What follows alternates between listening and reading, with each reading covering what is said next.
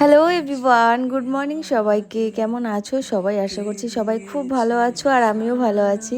আজ বেশ অনেক কয়েকটা দিন পর একটা ডেলি ব্লগ তোমাদের সাথে শেয়ার করছি। অনেক কয়েকটা দিন হয়ে গেল জানো তো, তোমাদের সাথে ডেলি ব্লগ আমার শেয়ারই করা হয় না। শেয়ার করব ভাবি, সব কিছু মিলিয়ে আর হয়ে ওঠে না। তারপরে ভাবলাম যে না, আজকে একটা ডেলি ব্লগ তোমাদের সাথে শেয়ার করবই।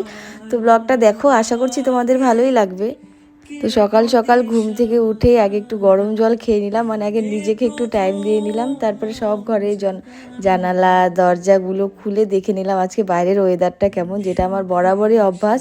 জানালাটা খুলেই আগে ওয়েদারটা দেখে নিই। তো দেখি না, আজকে কোনো বৃষ্টি সৃষ্টি নেই, ওয়েদারটা বেশ ভালোই।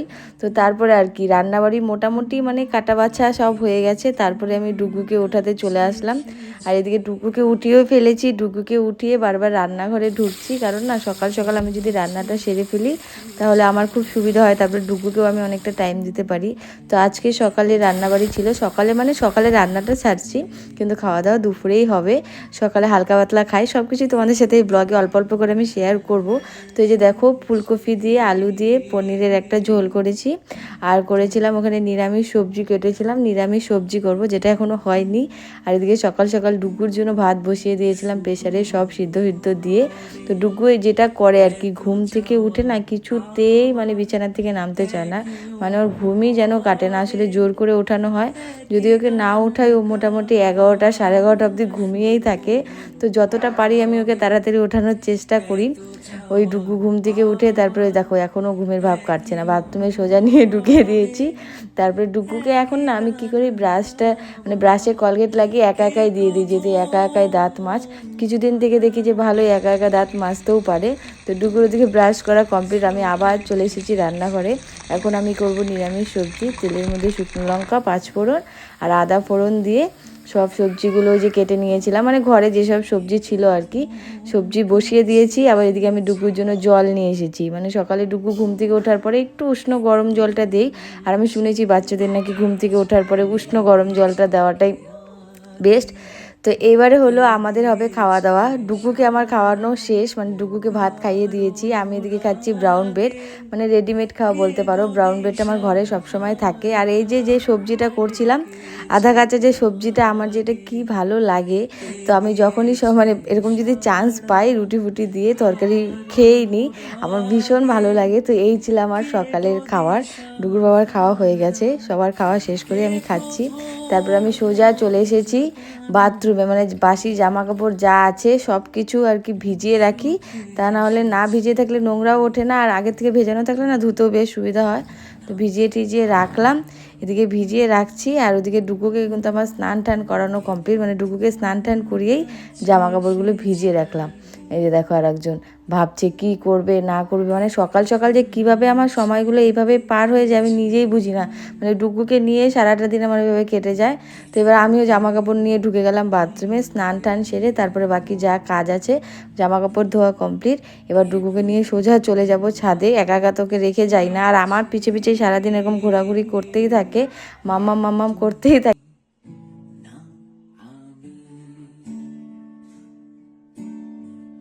শুরু হলো কবে এত চাওয়া পাওয়া, একই অনুভবে একই গান গাওয়া।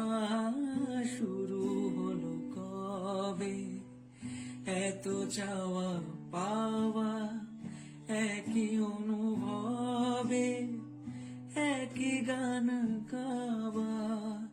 কে প্রথম হারানো স্রোতে ভেসেছি, তুমি না আমি। কে প্রথম কাছে ছাদে উঠে দেখি কি রোদ, বাপরে বাপ, মানে ছাদের দিকে তাকানোই যাচ্ছে না। তো যাই হোক, ভালোই হয়েছে, যত জামা কাপড় ধুয়েছি সব মোটামুটি শুকিয়ে যাবে। কিছুদিন থেকে তো আবার বৃষ্টি হচ্ছে, জামা কাপড় ঠিকঠাক শুকাচ্ছে না। আর এদিকে দেখো ডুগু ছাদে ওঠার ওই একটাই বাহানা যে গাছে জল দেবে, গাছে জল দিতেও ভীষণ ভালোবাসে। আমিও আর কি দিয়ে দিই, যে দেই জামা কাপড় ভিজিয়ে ফেলে তাও উপরে নিয়ে এসে, মানে ঘরে নিয়ে এসে আবার জামা কাপড় খুলে দিই, কিন্তু গাছে জল দিতেও ভীষণ পছন্দ করে। তো যাই হোক, তারপর আবার রান্নাঘরে সোজা ঢুকে গেলাম, কারণ দুপুরে রান্নাটা সারতে হবে। মানে দুপুরে রান্নাবাড়ি আমার শেষ, শুধু ভাতটা বসাবো। একদিকে দেখো ভাত বসিয়ে দিয়েছি, আর একদিকে প্রেশার কুকারে বসিয়ে দিয়েছি ডালিয়া। কিছুদিন থেকে আমি ভাতটা খাচ্ছি না, ডালিয়াটা খাচ্ছি। আর এদিকে একটা জিনিস খাবো আমি, যেটা সকালে ব্রেকফাস্ট করার পরে আমি চিয়া সিডস ভিজিয়ে রেখেছিলাম।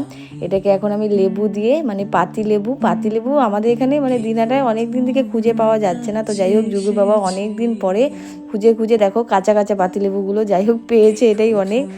পাতিলেবুর রস, মানে একটা গোটাল পাতিলেবুর রস দিয়ে এই চিয়া সিডসগুলোকে এখন ভালো করে মিশিয়ে ঢাক করে খেয়ে নেব। চিয়া সিডস কিন্তু অনেক হেল্প করে ওয়েট লসে। আমি কিছুদিন থেকে ট্রাই করছি আর কি, দেখি কি রেজাল্ট হয়, তোমাদের নিশ্চয়ই জানাবো তারপরে কমেন্টে। তারপর কি সোজা নিচে নেমে আসলাম। নিচে নেমে দেখি বাড়ি ঘরের এই হাল। প্রথমে তো বুঝতে পারিনি, তারপরে বুঝে গেলাম যে আসলে পূজার এইসব ধোয়াঝাড়া হচ্ছে। কার কার বাড়িতে এখনও পূজার ধোয়াঝাড়া হয়ে গেছে কমেন্ট করে জানিও। নিচে দেখো সব ঘর মানে এলোমেলো, দুই বউ মিলে মানে দুই দিদি মিলে পুরো ঘর বাড়ি চকচকা ফকফকা করে দিচ্ছে। সকাল থেকে নাকি শুরু করেছে, বিকেল অবধি তো হবেই, কারণ অনেকগুলো ঘর, অনেকগুলো রুম, রান্নাঘর ঠান্নাঘর সব কিছু মিলিয়ে দেখো। এদিকে ছদ্দি এদিকে কাজ করছে, আবার দেখো মুখে কত হাসি এলো, এত কাজ করছো।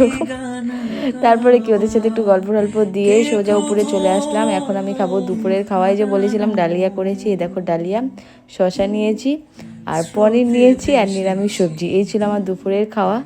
তারপর আবার বিকালে সাজুগুজু করে রেডি হয়ে এখন আমি যাচ্ছি একটু পার্লারে, কারণ সেদিন আমার ছিল একটা শ্যুট বলতে পারো, কোলাবরেট একটা শ্যুট। জুদির কাছে একটা ফেসিয়াল নিতে গেছিলাম, ভীষণ ভালো একটা ফেসিয়াল আমি করে এসেছি। আর সেই ব্লগটা কিন্তু তোমাদের সাথে শেয়ার করেছি, যারা যারা দেখোনি চেক আউট করে নিতে পারো। দেখো একদম পুরো রাতই হয়ে গেছে। ওখানে গেছিলাম আমি 5:30 নাগাদ, বাড়িতে আস্তে আস্তে 7:30 8টা।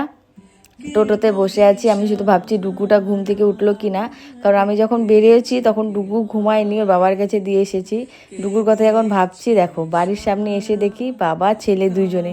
আমি ভাবলাম দুজনে কি করে রাস্তায় দাঁড়িয়ে। এবার ডুগুর বাবার হাতে দেখো ডুগুর খাবারটা নিয়ে দাঁড়িয়ে আছে। ডুগু কিছুতেই খেতে যাচ্ছে না, আসলে সন্ধ্যাবেলার খাওয়া না ডুগু খুব মানে বায়না করে, খেতেই চায় না। অনেক জোর করে খাওয়ানো হয়, এখন এত বড় হয়েছে তাও সন্ধ্যার খাওয়াটা খেতেই চায় না।